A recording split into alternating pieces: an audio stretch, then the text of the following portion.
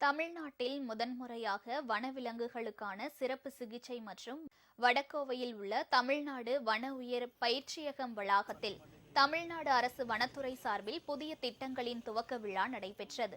இதில் துணை முதலமைச்சர் உதயநிதி ஸ்டாலின் கலந்து கொண்டார். முன்னதாக வனத்துறைக்காக புதிதாக வாங்கப்பட்ட துப்பாக்கிகள் மற்றும் ஆயுதங்களை அவர் பார்வையிட்டார்.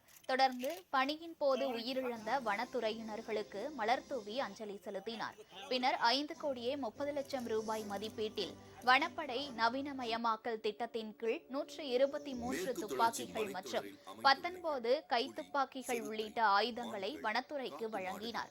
பின்னர் பெத்திக்குட்டை பகுதியில் 19,05,00,000 ரூபாய் மதிப்பீட்டில் அமைக்கப்பட்டுள்ள வன உயிரின இடமாற்றம் மற்றும் சிகிச்சை மையத்தை காணொலி வாயிலாக உதயநிதி திறந்து வைத்தார். 8 கோடி ரூபாய் மதிப்பீட்டில் சாடிவயல் பகுதியில் அமைக்கப்பட்டுள்ள யானை முகாம் மற்றும் மின்னணு ஆவண காப்பக சேமிப்பகத்தையும் துணை முதலமைச்சர் திறந்து வைத்தார்.